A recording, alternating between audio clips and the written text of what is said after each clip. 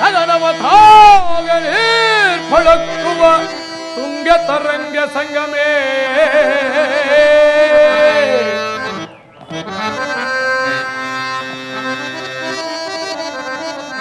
ಗಗನವತಾಗ ನೀರ್ಪೊಳಕ್ಕುವ ಗಗನವತಾಗ ನೀರ್ಪೊಳಕ್ಕುವ ತುಂಗ ತರಂಗ ಸಂಗಮೇ ಅಗಣಿದ ಬಾನ ಮೀನು ಮುತ್ತು ನವರತ್ನ ವಿಧವ ಅಗಣಿದ ಬಾನ ಮೀನು ಮುತ್ತು ನವರತ್ನ ವಿಧವ ಸೊಗಯುವುದೇ ಜರಿಯ ಭೀರಿ ಅಚ್ಚರಿಯ ಭೀರಿ ಮಹಾ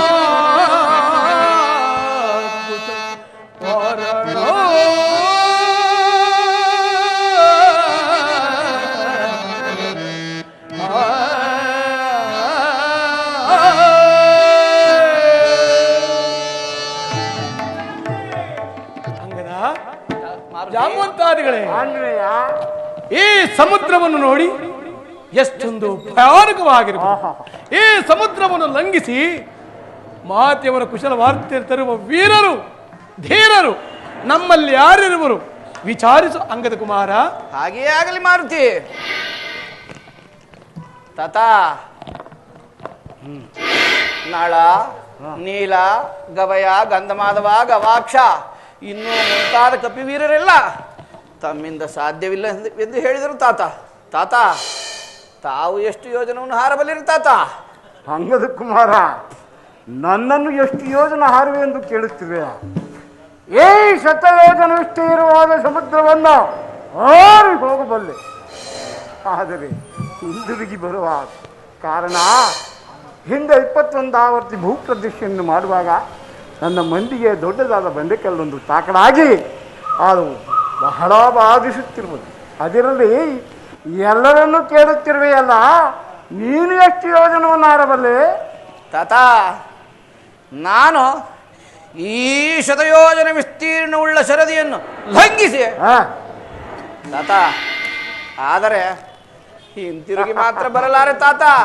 ತಾತ, ನಾನಿನ್ನು ರಾಜಕುಮಾರನಲ್ಲವೇ? ಹೌದೌದು, ಈ ಕಾರ್ಯವು ನಮ್ಮ ಯಾರಿಂದಲೂ ಸಾಧ್ಯವಿಲ್ಲ. ಹೌದು ತಾತ, ಇದಕ್ಕೆಲ್ಲವೂ ಪ್ರಶಸ್ತನಾದ ಈ ಮಾರುತಿಯಿಂದಲೇ ಈ ಕಾರ್ಯವಾಗಬೇಕಾಗ. ಹೌದು ತಾತ, ನೀವೇ ಶ್ರೀರಾಮಚಂದ್ರ ಪ್ರಭುವು ಆತನಿಗೆ ಕೆಲವೊಂದು ಕುರುಹುಗಳಂತ ಹೇಳಿ ಮುದ್ರಿಕಾಂಕವನ್ನು ಕೊಟ್ಟು ಮಾತಸೀತೆಯನ್ನು ದರ್ಶನ ಮಾಡಿ ಆ ರಾವಣನ ಬಲಾಬಲ ತಿಳಿದುಕೊಂಡು ಬರಲಾಗಿ ಆಶೀರ್ವಾದ ಮಾಡಿ ಕಳಿಸಿ. ಆದ್ದರಿಂದ ಆಂಜನೇಯನ ಪ್ರಾರ್ಥಿಸಿಕೊಂಡು ಈ ಕಾರ್ಯವು ನಿನ್ನಿಂದಲೇ ಸಾಧ್ಯವಾಗಬೇಕೆಂದು ಪ್ರಾರ್ಥಿಸಿಕೊಳ್ಳೋಣ. ಆಂಜನೇಯ, ಹೇಳು ಹೇಳು ಮಾರುತಿ, ಹೇಳು. ಭಯಪಡಬೇಡಿ, ಭಯಪಡಬೇಡಿ. ಶತಯೋಜನ ವಿಸ್ತೀರ್ಣವುಳ್ಳ ಶರದೆಯನ್ನು ಒಂದು ಸಣ್ಣ ಕಾಲುವೆ ಪಾದೆಯಲ್ಲಿ ದಾಂಟಿ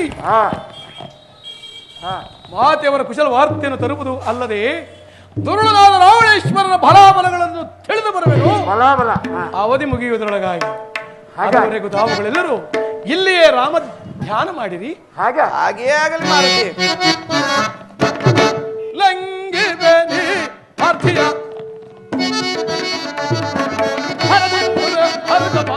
ಲಂಗಿ ಬೇನಿ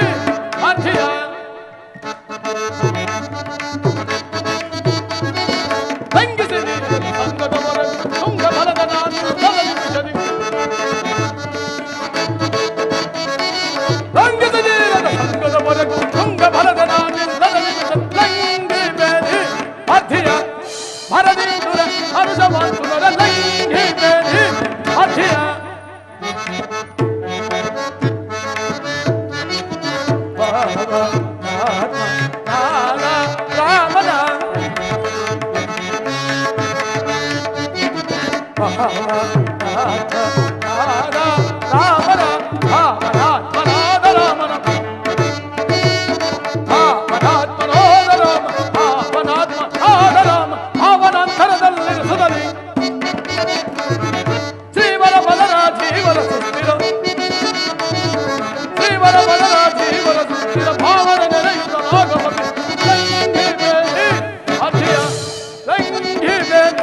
ಅರ್ಥಿಯ ಪರದಿಂದುರೆ ಹರುಷ ಮಾಂತುದರೆ ಲಂಗಿ ಬೇರೆ ಅರ್ಥಿಯ ಅರ್ಥಿಯ ಅರ್ಥಿಯ ಸಮರ್ಥ ರಾಮ ರಾಮ ಸೀತಾ ರಾಮ ರಾಮ ಸೀತಾ ರಾಮ ರಾಮ ಸೀತಾ ರಾಮ ರಾಮ ಸುರಕುಲವ ಹಿಂಸಿಸಿ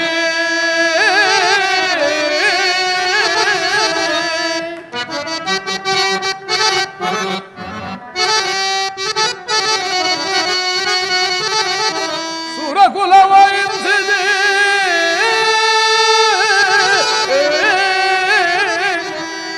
ನಿಷ್ಕರುಣ ಧಾನಿಸಿ ಜಗವ ಬೋಧಿಸುತ್ತಿರ್ಥ ದುರುಳ ದಶಾನನದ ಪುರಮಿದ ನಿಲುಕಿಸಿದೆ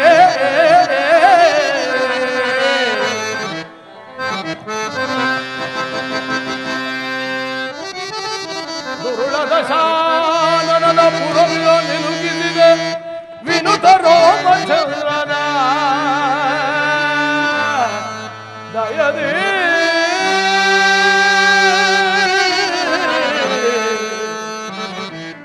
ರಾಮಚಂದ್ರನ ದಯದೇ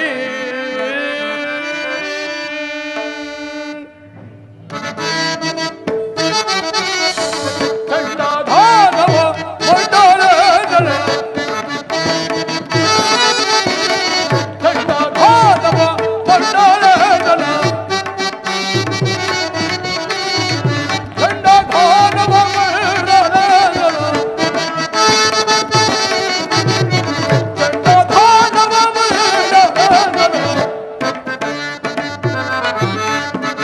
ಚಂಡಾಧಾರವ ಮಂಡಲದಳ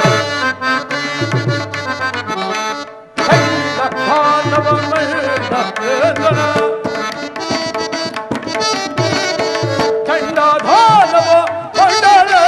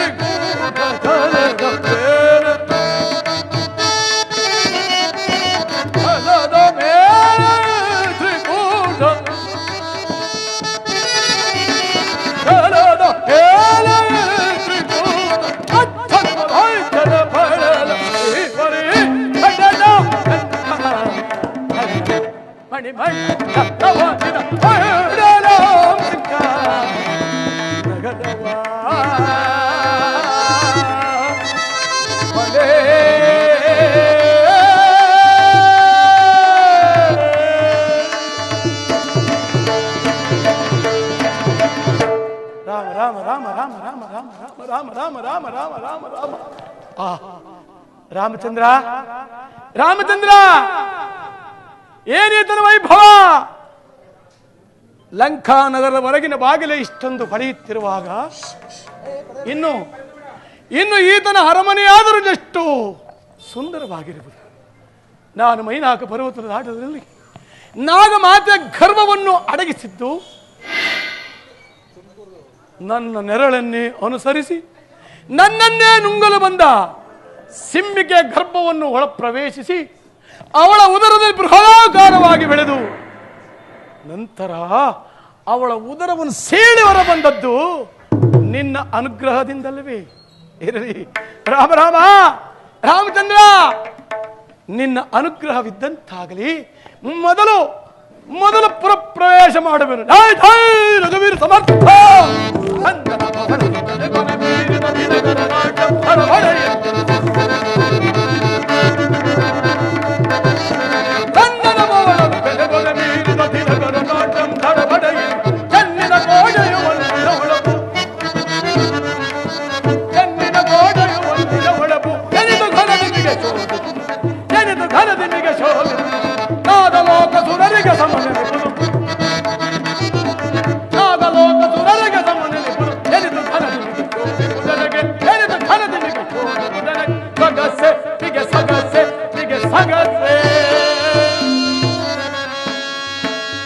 ರಾಮ ರಾಮ ರಾಮ ಅನಾಥ ರಕ್ಷಕ ಆಪದ್ ಬಾಂಧವ ಕಾಪಾಡು ಕಾಪಾಡು. ಪುರಪ್ರವೇಶ ಮಾಡೋಣವೆಂದರೆ ಯಾರೋ ದ್ವಾರದಲ್ಲಿ ಅಡ್ಡಲಾಗಿ ಮಲಗಿರುವಳು. ಇನ್ನು ಈಕೆಯನ್ನು ಎಚ್ಚರಿಸದೆ ಪುರಪ್ರವೇಶ ಮಾಡುವುದು ಉಚಿತವಲ್ಲ. ಈಕೆಯನ್ನು ಎಚ್ಚರಿಸಿ ನಂತರ ನಾನು ಪುರಪ್ರವೇಶ ಮಾಡುವೆನು.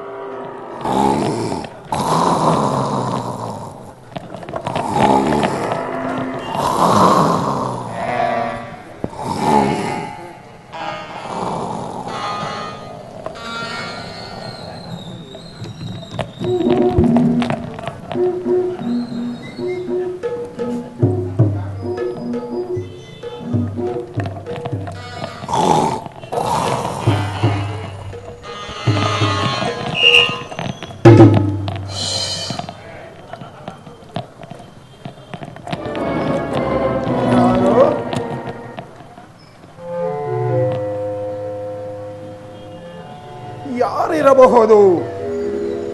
ಎಲ್ಲರೂ ಎಚ್ಚರದಿಂದಿರುವರಲ್ಲ.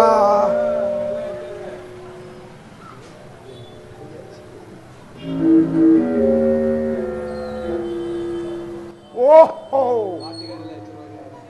ಯಾರಲೋ ನೀನು? ಇಲ್ಲಿಗೆ ಬರಲು ಕಾರಣವೇನು? ನಾನು ಶ್ರೀರಾಮಚಂದ್ರನ ಸೇವಕನು. ಈ ಲಂಕಾನಗರವನ್ನು ನೋಡಿ ಆನಂದ ಪಡಲು ಬಂದಿರುವೆನು. ತಾವು ಅಪ್ಪಣೆ ಕೊಟ್ಟರೆ ಮೊದಲು ಪುರಪ್ರವೇಶ ಮಾಡುವೆನು. ಹೌದೇ? ಹೌದು. ಅಪ್ಪಣೆ? ನಿನಗೆ ಅಪ್ಪಣೆ? ದೇವ ಗಂಧರ್ವ ಪುರುಷರಿಗೂ ಕೂಡ ಸಾಧ್ಯವಿಲ್ಲ. ನೀನು ಪುರಪ್ರವೇಶ ಮಾಡಬೇಕಾದರೆ ನನ್ನೊಡನೆ ಯುದ್ಧ ಮಾಡಿ ಅಲ್ಲದೆ ಪುರಪ್ರವೇಶ ಮಾಡಲು ಸಾಧ್ಯವಿಲ್ಲ. ನಿಜ ನಿಜ, ನೀನು ಹೇಳುತ್ತಿರುವುದು ಸತ್ಯ. ದೇವತೆಗಳಿಗೆ ಅಸಾಧ್ಯವೇ ಆಗಿರಬಹುದು, ಆದರೆ ಈ ವಾನರನಿಗೆ ಅದೆಲ್ಲವೂ ಸಾಧ್ಯವೆಂದು ತಿಳಿ. ಹೌದೇ? ಹಾಗಾದರೆ ಈಗ ನಮ್ಮೀರ್ವರ ಪರಾಕ್ರಮವು ತಿಳಿಯಬೇಕಾದರೆ ಮೊದಲು ನೀನು 3 ಗುದ್ದುಗಳನ್ನು ನನ್ನ ಮೇಲೆ ಪ್ರಹರಿಸು. ಆ ರಾಮಾನುಗ್ರಹದಿಂದ ನಾನು ಬದುಕು ಉಳಿದರೆ ನಿನಗೆ ಒಂದೇ ಒಂದು ಗುದ್ದನ್ನು ಕೊಡುವೆನು. ಆಗ ನಮ್ಮೀರ್ವರ ಪರಾಕ್ರಮವೂ ತಿಳಿಯುವುದು. ಅಲ್ಲದೆ ನೀನಾದರೂ ಹೆಂಗಸು, ಹೌದು, ಇನ್ನು ನಾನಾದರೂ ಗಂಡಸು. ನೀನು ಕೈಯಲ್ಲಿ ಆಯುಧವನ್ನು ಹಿಡಿದಿರುವೆ, ನಾನು ನಿರಾಯುಧನು. ಈಗ ಹಾಗೆ ಮಾಡೋಣವೇ? ಹಾಗೆ ಮಾಡೋಣ. ಹಾಗಾದರೆ ಕುಳಿತುಕೊಳ್ಳುವ ಸರದಿ ಮೊದಲು ನನ್ನದಾಗಿರುವುದು, ಪ್ರಹರಿಸುವ ಸರದಿ ನಿನ್ನದಾಗಿರುವುದು. ಆಗಲಿ, ಕುಳಿತುಕೊಳ್ಳಲೇ? ಕುಳಿತುಕೋ.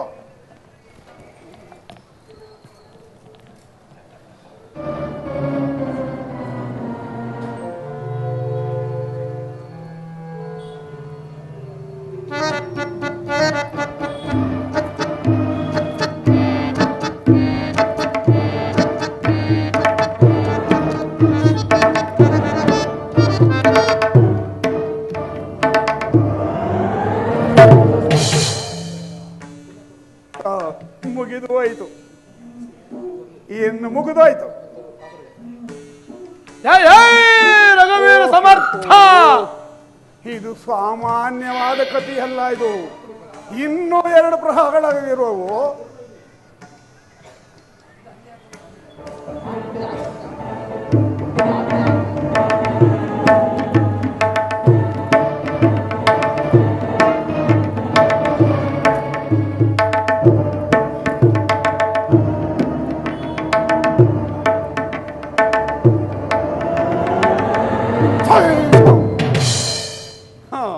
ಮುಗಿದಾಯ್ತು. ಅಕರ ಮಕರ ಎತ್ತು ಸಮುದ್ರಕ್ಕೆ ಬಿಸಾಡ್ರೋ ಇದನ್ನ. ಜಯ ಜಯ ರಘುವೀರ ಸಮರ್ಥ. ಇದು ಸಾಮಾನ್ಯವಾದ ಕಥೆಯಲ್ಲ, ಇದು ಅಬ್ಬಾ ನನ್ನ ಗುದ್ದುಗಳಿಗೆ ಇದು ಇನ್ನೂ ಒಂದು ಗುದ್ದಿರುವುದು, ನೋಡೇ ಬಿಡುವೆನು.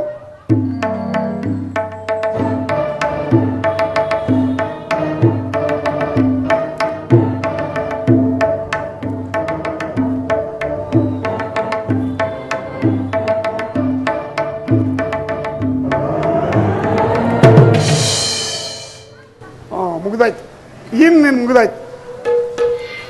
ಅಕ್ರಮ ಅಕ್ರ ಸಮುದ್ರಕ್ಕೆ ಸೇರೋ. ಲಂಕಿಣಿ ಕಿಣಿಕಿಣಿ ಯಾಕಿಣಿ ಆಂಜನೇಯ, ಇನ್ನು ಆಂಜನೇಯ ನಮಗೆ ಸರಿ ಸಮ ಮಾಡ್ಕೊಂಡು ಕುಳಿತುಕೊಳ್ಳುವ ಸರದಿ ನಿನ್ನದು. ಹಾಗೇ ಆಗಲಿ. ಎಲ್ಲಿ ಕುಳಿತುಕೋ. ಪ್ರಹರಿಸುವ ಸರದಿ ನನ್ನದಾಗಿರ್ಬೋದು. ರಾಮ ರಾಮ ರಾಮ ರಾಮ ರಾಮ ಶ್ರೀರಾಮಚಂದ್ರ ಆಪತ್ ಬಾಂಧವ ಕಾಪಾಡು ಕಾಪಾಡು. ಜಯ ಜಯ ರಘುವೀರ ಸಮರ್ಥ. ಆಂಜನೇಯ, ಇನ್ನು ರಾವಣನಿಗೆ ಅಪಜಯ, ರಾಮನಿಗೆ ಜಯ. ಇನ್ನು ನನ್ನನ್ನು ಈ ಸಮುದ್ರಕ್ಕೆ ತಳ್ಳಿ ನೀನು ಈ ಪುರಪ್ರವೇಶ ಮಾಡಬಹುದು ಆಂಜನೇಯ. ರಾಮ ರಾಮ ರಾಮ ರಾಮ ಜಯ ಜಯ ರಘುವೀರ ಸಮರ್ಥ. ಒಡೆಯನ ಪದಿ ಮುಗಿಯಲಿಂದಿಗೆ ಅಡೆಯಲಾರೆ ಹೋಗವ.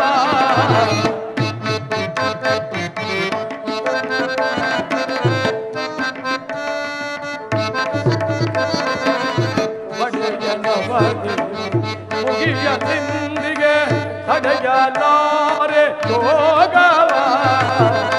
ಅಡ ನಡುವಿನ ಜಡಜಗ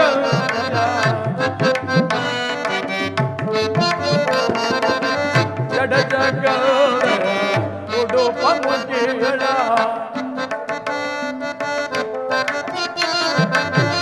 ಅದಲಾರೆ ಆಬವ.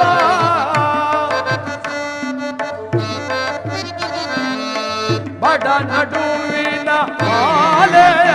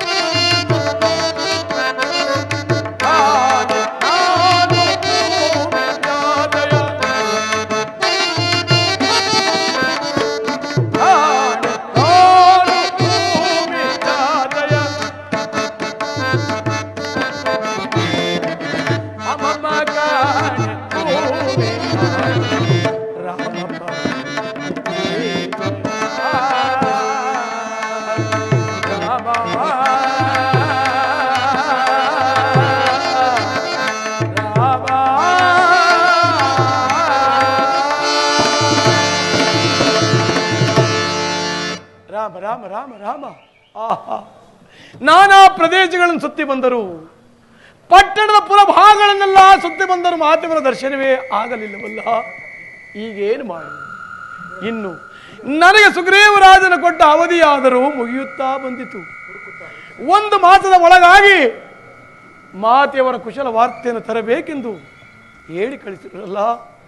ಈಗ ನಾನು ಹುಡುಕುತ್ತಾ ಈ ರಾವಣೇಶ್ವರನ ಅಂತಃಪುರಕ್ಕೆ ಬಂದುಬಿಟ್ಟೆನಲ್ಲ.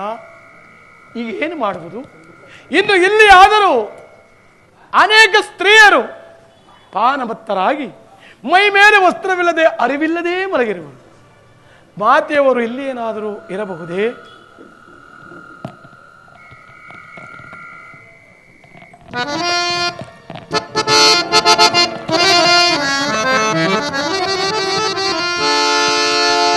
ರಾಮಚಂದ್ರ, ಇಂದಿಗೆ ನನ್ನ ಜನ್ಮವು ಸಾರ್ಥಕವಾಯಿತು, ಅಲ್ಲದೆ ನನ್ನ ಧೂತತ್ವವು ಸಾರ್ಥಕವಾಯಿತು. ಜಗನ್ಮಾತೆಯಾದ ಸೀತಾದೇವಿಯು ಇಲ್ಲೇ ಇರುವಳು. ಇರಲಿ, ಹೋಗಿ ಮತ್ತೊಮ್ಮೆ ನೋಡಿ ಬರುವನು.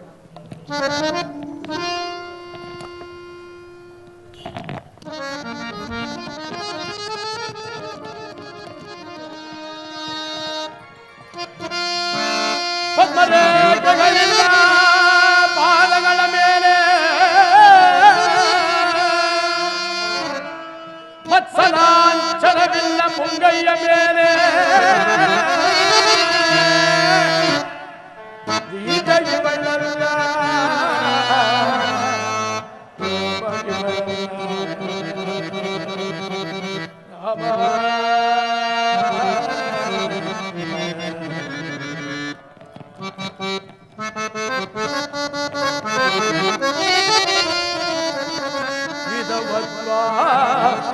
ಸೂಚಿಸುತ್ತಿದ ಎಡತಲೆಯ ಹಿಂದೆ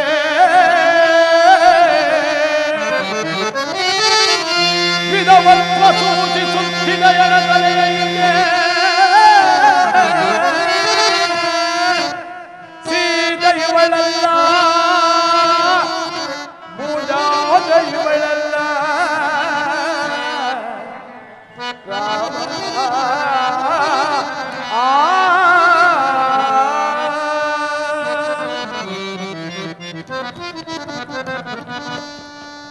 ಪದ್ಮರೇಖೆಗಳಿಲ್ಲ, ಪಾದದ ಮೇಲೆ ಪದ್ಮರೇಖೆಗಳಿಲ್ಲ, ವತ್ಸಲಾಂಚನ ಮುಂಗೆಯ ಮೇಲೆ. ಆದ ಕಾರಣ ಈಕೆಯು ಶ್ರೀರಾಮಚಂದ್ರನ ಧರ್ಮಪತ್ನಿ ಅಲ್ಲ, ಜಗನ್ಮಾತೆಯಾದ ಸೀತಾದೇವಿಯೂ ಅಲ್ಲ, ಈ ಧುರುಣನಾದ ರಾವಣೇಶ್ವರನ ಹೆಂಡತಿಯೇ ಇರಬಹುದು. ಇರಲಿ, ಪುರಪ್ರವೇಶ ಮಾಡುವೆನು. ಸುತ್ತಿದೆ ನಲ್ಲದೆ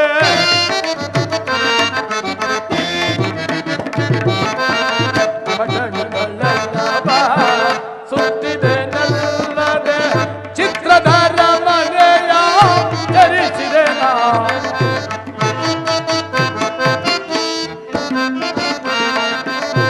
ವಿಚಿತ್ರಧಾರ ಮನೆಯ ಚರಿಸಿದೆ ನಾನು ಮಾತೆಯ ಕಾಮು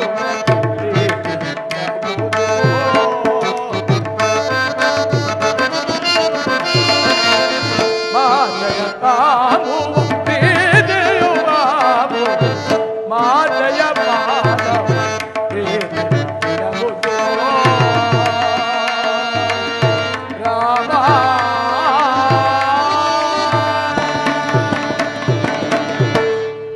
ಪಟ್ಟಣದ ನಾನಾ ಭಾಗಗಳು ಅಲ್ಲದೆ ಪುರಭವನವನ್ನೆಲ್ಲ ಸುತ್ತಿ ಬಂದರು, ಮಾತೆಯವರ ದರ್ಶನವೇ ಸಿಗಲಿಲ್ಲವಲ್ಲ. ರಾಮಚಂದ್ರ, ಈಗೇನು ಮಾಡುವುದು? ಇನ್ನು ಎನ್ನ ಒಡೆಯನಾದ ಸುಗ್ರೀವರಾಜರು ಕೊಟ್ಟಿರೋ ಅವಧಿಯಾದರೂ ಮುಗಿಯುತ್ತಾ ಬಂದಿತು. ಈ ಒಂದು ಕಾರ್ಯದಲ್ಲಿ ನಾನು ರಿಕ್ತ ಹಸ್ತದಿಂದ ಹಿಂದಿರುಗಿದರೆ ನಮ್ಮ ಸುಗ್ರೀವರಾಜನು ವಚನಭ್ರಷ್ಟನಾಗುವುದು. ಇನ್ನು ಈ ವಿಚಾರವು ತಿಳಿದು ಶ್ರೀರಾಮಚಂದ್ರನು ಪ್ರಾಯೋಪವೇಶ ಮಾಡಿಕೊಳ್ಳಬೇಕು. ಇನ್ನು ಲಕ್ಷ್ಮಣ ಸ್ವಾಮಿಯು ಜೀವಿಸಿರುವನೇ, ಈ ವಿಚಾರವು ಅಯೋಧ್ಯ ಜನರಿಗೆ ತಿಳಿದರೆ ಅವರೆಲ್ಲರೂ ಮೃತಪಡುವರು. ಈ ಒಂದು ಕಾರ್ಯದಲ್ಲಿ ನಾನು ರಿಕ್ತ ಹಸ್ತದಿಂದ ವಿಫಲತೆ ಹೊಂದಿ ಅಯೋಧ್ಯ ನಗರಕ್ಕೆ ಹೋದರೆ ಅವರೆಲ್ಲರೂ ಮೃತಪಡುವರು. ಈಗೇನು ಮಾಡುವುದು? ಈಗೇನು ಮಾಡುವುದು? ಇರಲಿ, ಈ ನನ್ನ ಲಾಂಘೋಲದಿಂದ ಈ ತ್ರಿಗುಡಾಚಲ ಪರ್ವತವನ್ನು ಭೇದಿಸಿ ತೆಗೆದುಕೊಂಡು ಹೋಗಿ ಶ್ರೀರಾಮಚಂದ್ರನ ಪಾದಾರದಲ್ಲಿ ಮುಂದಿಡುವೆನು. ಆತನೇ ಹುಡುಕಿಕೊಳ್ಳಲಿ. ಜೈ ಜೈ ರಘುವೀರ ಸಮರ್ಥ. ಆಂಜನೇಯ ಆಂಜನೇಯ, ತ್ರಿಕುಟಾಚಲ ಪರ್ವತವನ್ನು ಕೀಳಬೇಡ, ಅಶೋಕವನಕ್ಕೆ ಹೋಗು, ಜಗನ್ಮಾತೆಯ ದರ್ಶನವಾಗುವುದು. ಧನ್ಯನಾದ ಪ್ರಭು, ಧನ್ಯನಾದ.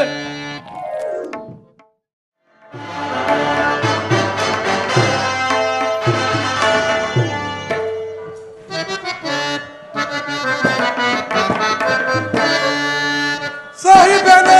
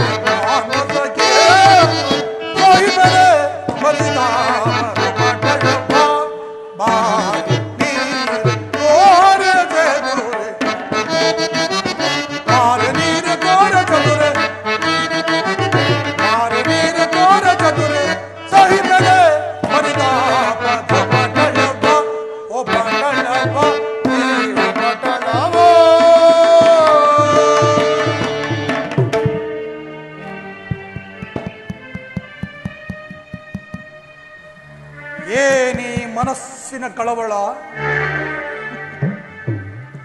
ತ್ರಿಮೂರ್ತಿ ಶಕ್ತಿ ದೇವತೆಗಳಿಗಿಂತಲೂ ಮಿಗಿಲಾದ ಮಂಡೋದರಿ ಇದ್ದರೂ ಮನಸ್ಸಿಗೆ ನೆಮ್ಮದಿ ಇಲ್ಲ.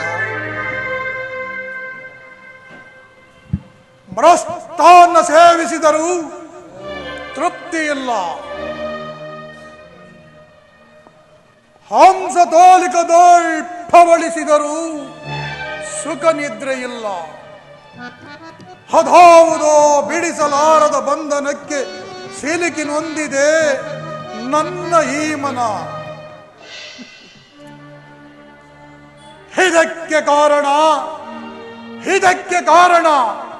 ಶೋಕ ತಪ್ತಳಾದ ಜಾನಕಿಯನ್ನು ತಂದು ಅಶೋಕವನದಲ್ಲಿರಿಸಿ ಆಕೆಯನ್ನು ನೆನೆಯುತ್ತಾ ನನ್ನನ್ನು ನಾನೇ ಹರಿಯದವನಾಗಿರುವೆನು. ಅದಾವ ಪ್ರೀತಿ, ಅದಾವ ಮೋಹ ನನ್ನನ್ನೇ ದಹಿಸುತ್ತಿದೆ. ಏನು ಮಾಡಲಿ, ಈಗೇನು ಮಾಡಲಿ? ಆಕೆಯನ್ನು ಬಲತ್ಕರಿಸಲೇ? ಛೇ, ಶಿವ ಶಿವ, ಎಂತಹ ನೀಚ ಕೃತ್ಯ. ಸುಮ್ಮನಿರಲೇ, ದಕ್ಕಲಾರಳು ಸೀತೆ. ಇರಲಿ, ನಾನೀಗಲೇ ಅಶೋಕವನಕ್ಕೆ ಹೋಗಿ ಆ ರಸಮುಖಿಯಾದ ಸಾರಕಿಯೊಡನೆ ಸರಸ ಸಲ್ಲಾಪದ ಮಾತುಗಳನ್ನಾಡಿ ಆ ನಳಿನಾಕ್ಷಿಯನ್ನು ಹೊಂದುವೆನು.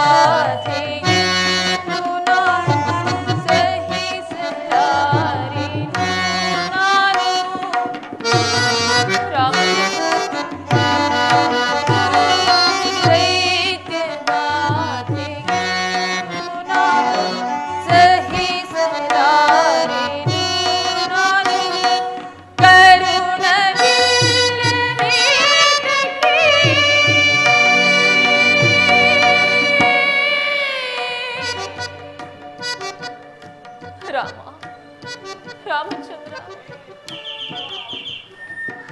ಕರುಣ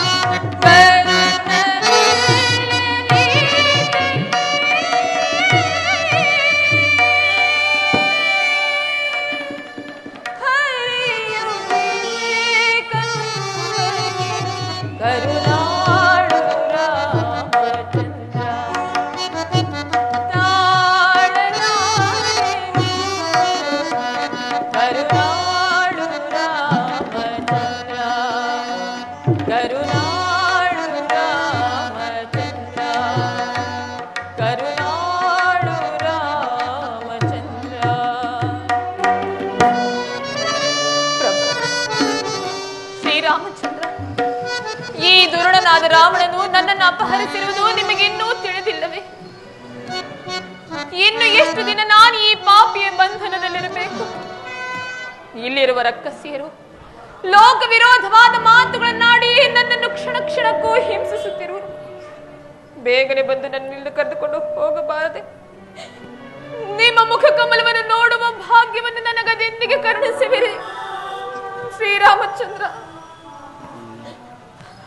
ರಾಜಾಧಿರಾಜ ರಾಜ ಸಾರ್ವಭೌಮ ಮೋಕ್ಷ ಮೋಕ್ಷ ಮೋಕ್ಷ.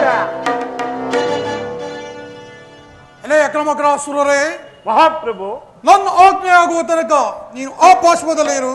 ಹಾಗೆ ಏನು ರೂಪು, ಏನು ಲಾವಣ್ಯ,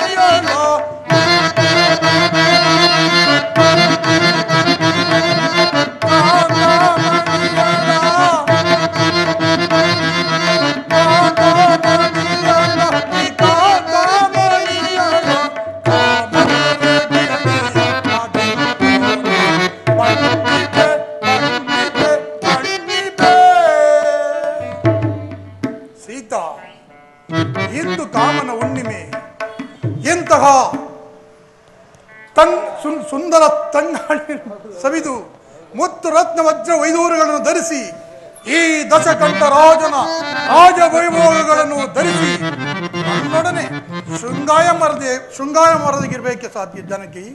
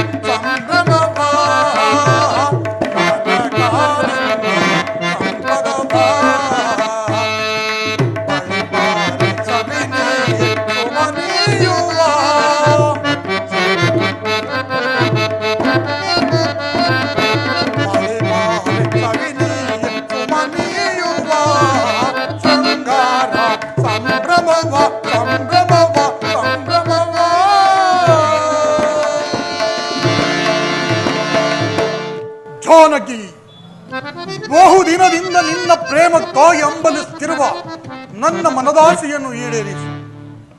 ನನ್ನ ಅರಮನೆಯ ಸೇವಕಿಯರು ನಿನ್ನನ್ನು ಗಂಧ ಪುಷ್ಪಗಳಿಂದ ಅಲಂಕರಿಸುವರು. ನನ್ನ ಪಟ್ಟದರ್ಶಿಯಾದ ಮಂಡೋದರಿಯು ನಿನಗೆ ದಾಸಳಾಗುವಳು. ಹೆಚ್ಚೇನು ಸೀತಾ, ಹೆಚ್ಚೇನು ಚಕ್ರವರ್ತಿ ಸಾರ್ವಭೌಮನಾದ ಈ ದಶಕಂಠ ರಾವಣನು ನಿನಗೆ ದಾಸಾನುದಾಸ. ರಾಮಚಂದ್ರ, ಜಾನಕಿ, ಈ ದುರಾತ್ಮ ದುರಾಲಾಪಗಳ ಕಿವಿಗೊಟ್ಟದು ಹೇಗೆ ತಾನೇ ನಾನು ಜೀವಿಸಿರಲಿ? ಛೀ ಪಾಪಾತ್ಮನೆ, ಇಂತಹ ಮಾತುಗಳನ್ನಾಡಲು ನಾಚಿಕೆಯಾಗುವುದಿಲ್ಲವೇ ನಿನಗೆ? ಜಾನಕಿ, ಆ ರಾಮ ನಡೆದ ಕಳೆದ ದುರ್ದಿನಗಳನ್ನು ಮರೆತು ಬಿಡು. ನಿನಗಾಗಿ ಹಂಬಲಿಸುತ್ತಿರುವ ನನ್ನ ಮನದಾಸೆಯನ್ನು ಈಡೇರುವುದು ಜಾನಕಿ.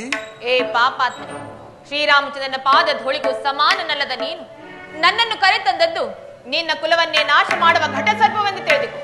ಅದು ಅಲ್ಲದೆ ಹರಿಭಯಂಕರವಾದ ನನ್ನ ಸ್ವಾಮಿಗೆ ಎದೆಗೊಟ್ಟು ನಿಲ್ಲಬಲ್ಲೆಯಾ ನೀನು? ಅದಕ್ಕಾಗಿ ಹೇಳುತ್ತಿರುವೆ, ಸುಮ್ಮನೆ ನನ್ನನ್ನು ನನ್ನ ಸ್ವಾಮಿಗೆ ಒಪ್ಪಿಸಿ ನೀನು ಸಹ ಅವರಿಗೆ ಶರಣಾಗತನಾಗು. ಜಾನಕಿ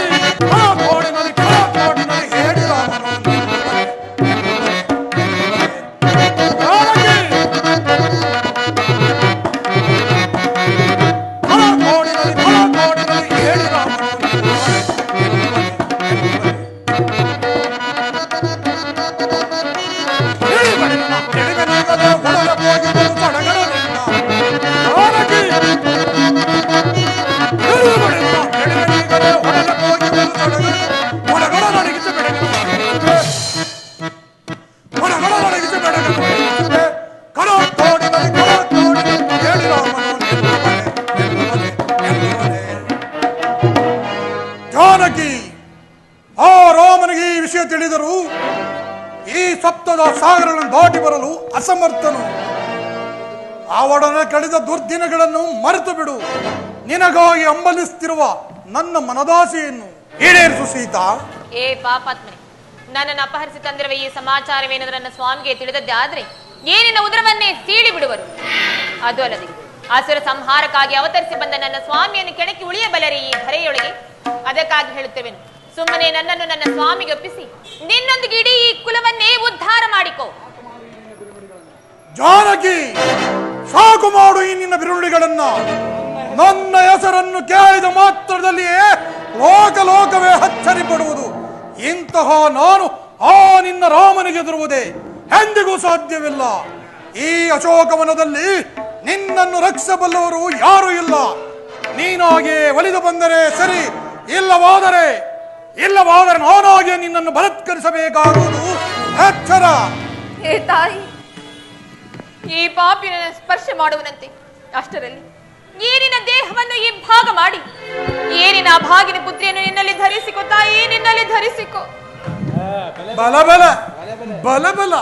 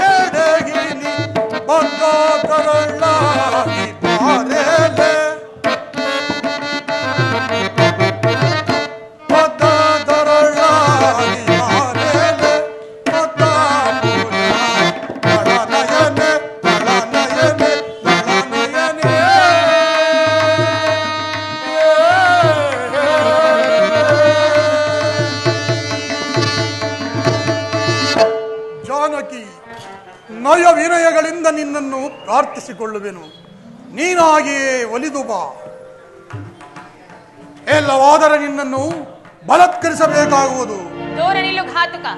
ಅಂದು ಸ್ವಯಂವರ ಸಭೆಯಲ್ಲಿ ಹರಧನಸ್ಸನ್ನು ಮುರಿದು ಕ್ಷಾತ್ರ ತೇಜಸ್ಸನ್ನು ಮೇರಿದ ಶ್ರೀರಾಮಚಂದ್ರನ ಧರ್ಮಪತ್ನಿ ನಾನು. ನನ್ನ ನೆರಳನ್ನು ಸಹ ಮುಟ್ಟಲು ಅಸಮರ್ಥನು ನೀನು. ನಾನು ಅಸಮರ್ಥನೆ. ನೋಡಲಾರೆ, ಕೇಳಲಾರೆ, ಸಹಿಸಲಾರೆ. ಜಾನಕಿ, ಸಿದ್ಧಳಾಗು ನನ್ನ ಹಾಲಿಂಗನಕ್ಕೆ. ಇದೇನಿದು?